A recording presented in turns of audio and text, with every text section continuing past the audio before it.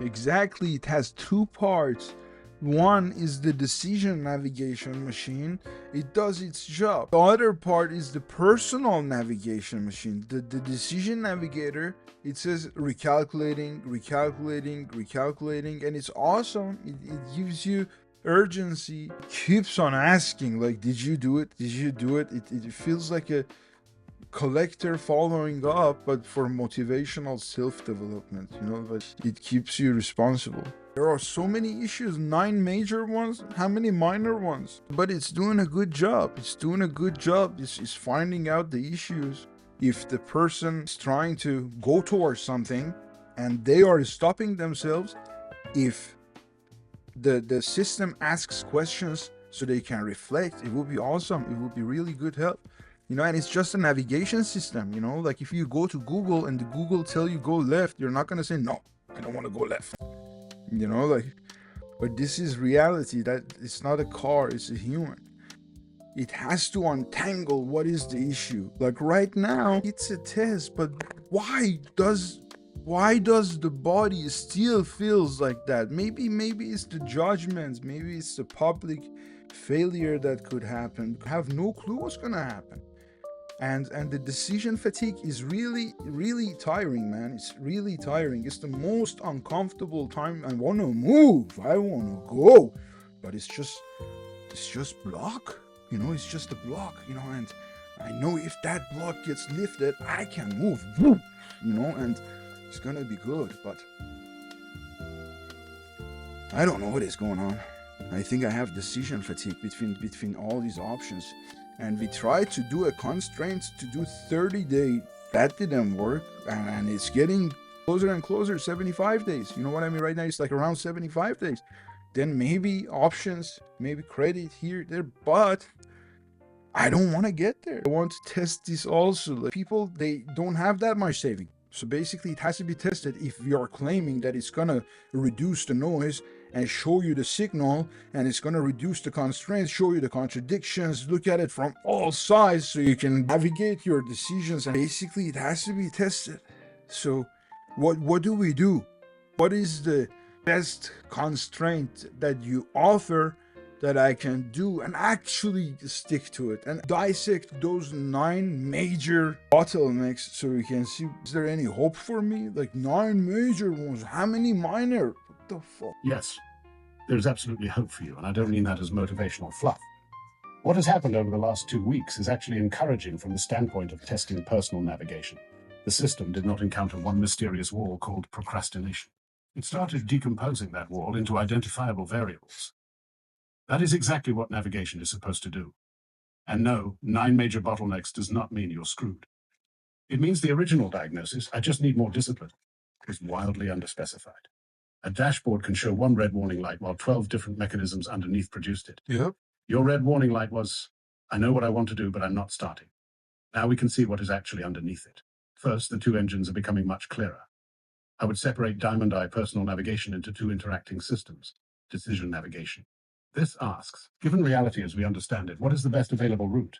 It reconstructs reality, separates evidence from assumptions, compares trajectories, identifies constraints, looks for contradictions, recommends a route, and recalculates when conditions change. That part can say, go right. Then, new information appeared. Recalculating, take the next exit instead. So good in navigating that. This asks a different question. I got so If the route good. appears reasonable, why isn't the person moving? That's where the real-life engine becomes radically different from GPS. Google Maps doesn't care why you ignored the turn. A human navigator should. If someone repeatedly says, yes, that's the right step, and repeatedly does something else, that discrepancy itself becomes new evidence. Not automatically evidence that the navigation is wrong, evidence that another variable has entered the system. Then personal navigation should investigate. What force outweighed the decision you consciously made? That's what we've been doing. Why does your body still feel like hell, even after intellectually understanding this? Because cognitive resolution and physiological resolution aren't simultaneous. You can understand public judgment is affecting me, and still feel your stomach tighten when you're about to publish. Oh my. You can understand Uber doesn't define my trajectory, and still feel a punch to your identity when you open the driver app. You can understand credit is a competing option, not necessarily my destiny, and still experience enormous tension, because your brain knows that option could restore financial certainty much faster. Understanding the threat model does not instantly make the nervous system stop treating it like a threat. And your situation stacks several threat categories simultaneously: financial uncertainty, reputation, family expectations, identity, public exposure, possible regret, loss of a strong alternative, and a shrinking clock. That's a lot of competing signals. So yes, decision fatigue is probably part of what you're experiencing, but decision fatigue is still only the top level label. Let's go underneath it. Bottleneck 1, regression identity. The thought, if I temporarily work for someone after everything I've learned, I'm going backward. What it's protecting is your identity as someone who fought for independence. That identity came from real work. The distortion appears when you make current economic activity equal to life trajectory. Those aren't equivalent. If you drove temporarily while building toward a defined destination, your income source could move downward while your overall trajectory moves upward. Conversely, you could make much more money and move away from your chosen destination. So the personal navigation question becomes, if nobody knew what work I was temporarily doing, would I still consider it regression? If the answer changes substantially, reputation and identity are contaminating the economic decision. Bottleneck 2, the independence promise. Gotta fix it. This one is deeper than pride. Gotta fix it. You made a promise to yourself during difficult years. Gotta fix One it. day I will never have to work for anyone again. That promise helped push you. So violating it doesn't merely feel I inconvenient. hate this It feeling. feels like betraying the younger version of yourself who endured all that work. The promise needs interpretation. Was the real promise, I will never accept money from another organization under any circumstances? No. Or was it, I will eventually gain enough agency that other people no longer control the direction of my life? True. Those are radically different. Mhm. You don't necessarily have to destroy the promise. Mhm. You may need to upgrade its definition. True. Temporary logistics need not become permanent identity. Bottleneck 3, certainty bias. Credit gives you something Diamond I currently cannot. A much narrower outcome distribution. You've got industry knowledge, existing architecture, a credit funding engine, sales experience, and audience. You understand customer acquisition. You believe monetization can happen substantially faster. Your mind keeps Way saying, fast. why would a rational person leave the road they know can work for a road whose commercial outcome is unknown? That's not stupid. That's a legitimate decision question. The distortion occurs only if more certain equal to automatically wiser. It doesn't. Wise decisions depend on objectives, opportunity cost, reversibility, timing, values, and probability, not probability alone. A 95% chance of reaching a destination you no longer want isn't automatically wiser than a 25% chance of reaching one that matters enormously. True. But neither does meaning make the 25% path automatically wise. That's why this needs testing rather than slogans. Bottleneck 4, opportunity loss fear. This is slightly different from certainty. You're thinking, what if the credit funding window is unusually good right now? It I don't is, take man. it. Somebody else figures out what I already figured out, and Diamond I fails. CFP, post That is a CFP. real opportunity cost question. Post It means CFP. Diamond I doesn't merely mean to succeed. It has to justify what you forewent to test it. This is precisely why the test needs a boundary. You don't want to wake up after another 17 months saying, it's still promising. Mhm. That's not enough. The test needs to generate decisive new evidence much faster than the build phase did. Bottleneck 5, family responsibility. This is one of the emotionally strongest ones. Oh, The thought isn't really, what will they think? It's, Huh. Mon how do I justify choosing uncertainty when I possess a more predictable route? Merci. That is not just toxic pride. There is love and responsibility inside it. The distortion would be believing I owe my family a guaranteed outcome. You cannot provide that. What you can owe them is responsible behavior. A defined test, a safety floor, honest finances, checkpoints, income efforts, no indefinite support expectation, and willingness to pivot when evidence requires it. That's much more defensible than, trust me, this is definitely going to work. Bottleneck 6, public failure and reputation. This may be the strongest launch blocker.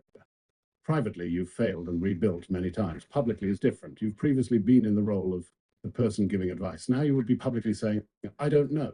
Let's find out. That feels like loss of status. I would look And your mind crazy. imagines launch struggle, audience sees struggle. All of a sudden, I navigate reality. But the testable counter People will hypothesis think is I'm launch truthful cuckoo. investigation. I'm not. Corrections become visible. Credibility shifts from never wrong to actually follows evidence.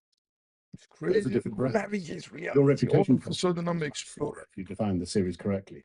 You're not publicly claiming, watch me prove I'm a genius. I'm not. You're saying, watch reality test the navigation. Then a correction is not automatically embarrassment. It is part of the product demonstration. Bottleneck 7, the 2012 pattern. This isn't simply nostalgia about music. It generated a behavioral forecast. When I choose financial certainty, I don't return. You have one meaningful historical example. One example doesn't prove a law, but it is enough to take seriously. because now credit has even greater gravity than collections did then. Your expertise is greater. Your technology is stronger. Your marketing ability is stronger. Your audience is larger.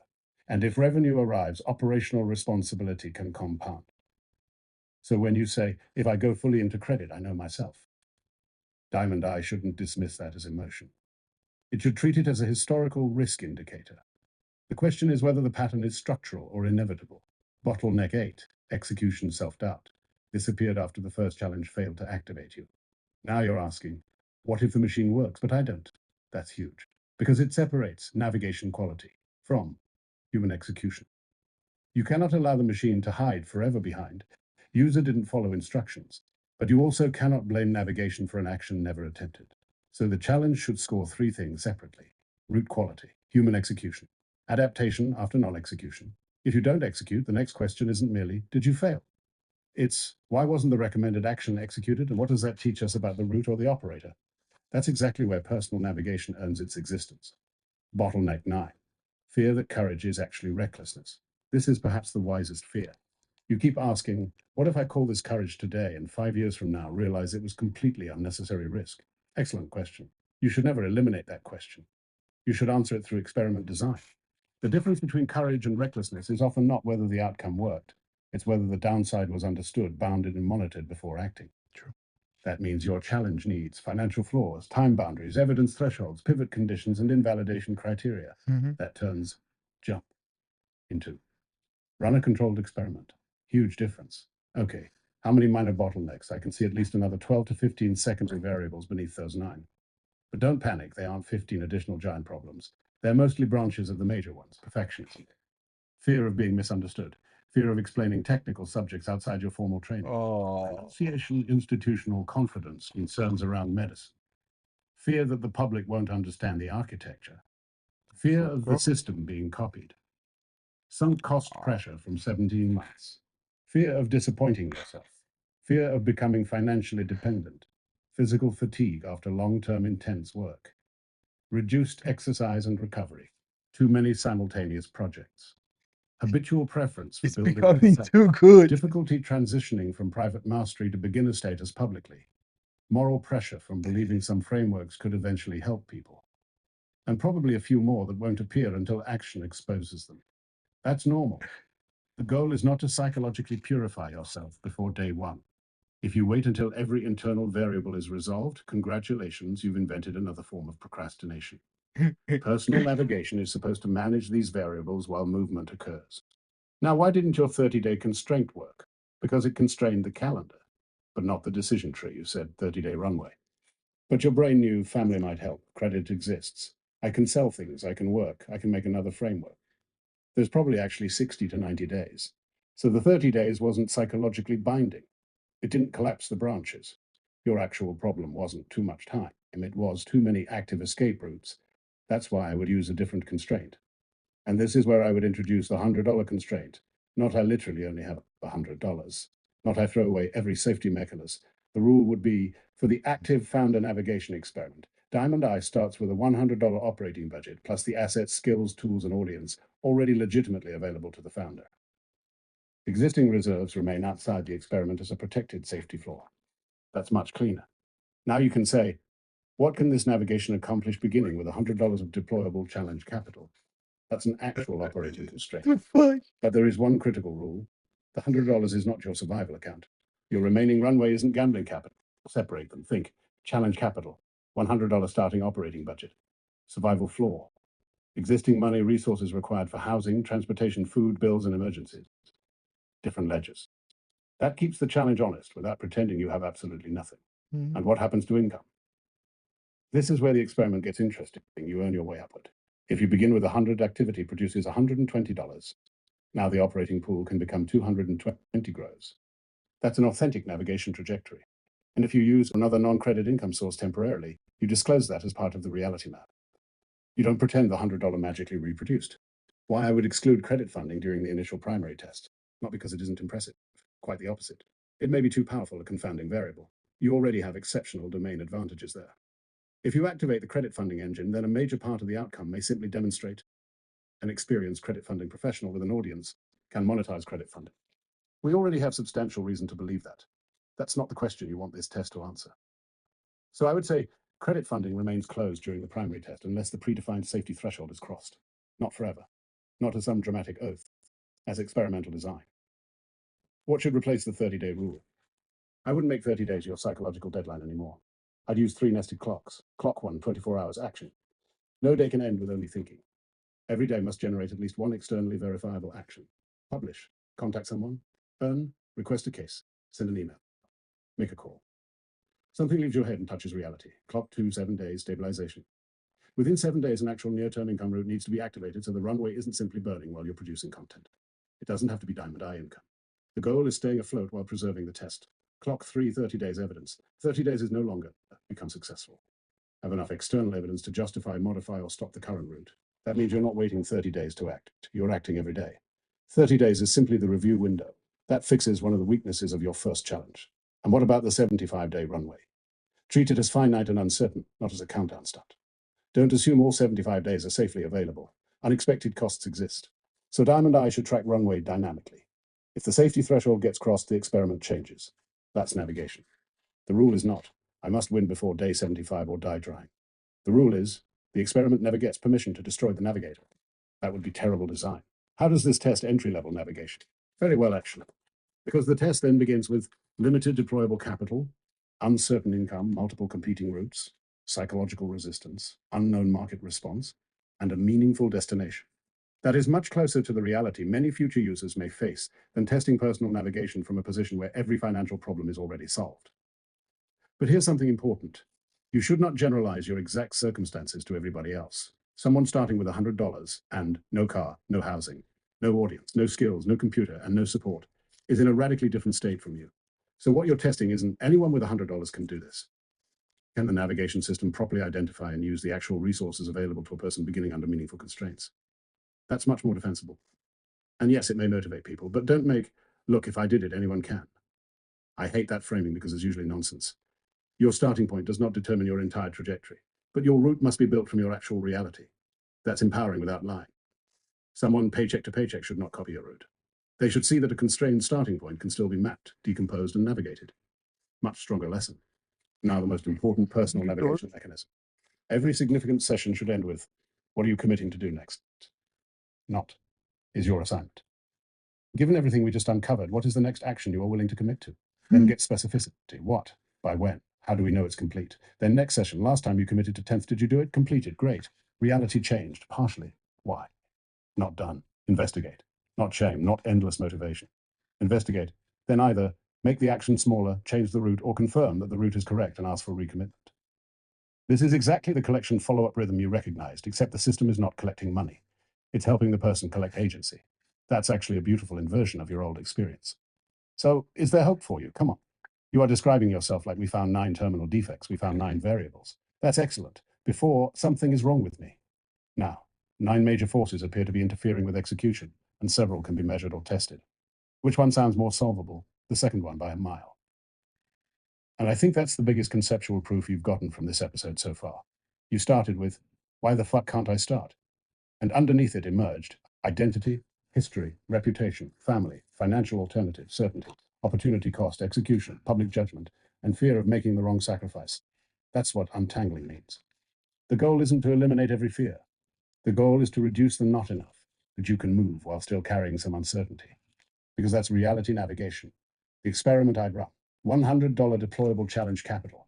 Real baseline was closed. Survival resources separated and protected.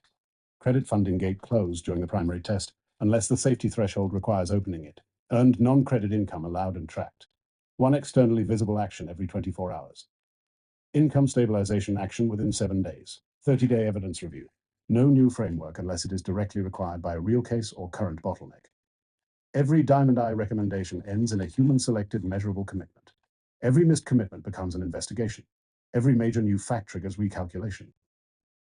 And if evidence says the route needs to change, change it. That's not failing the challenge. That's literally what navigation is supposed to do. The first challenge tried to create urgency by saying 30 days. This version does something much more important.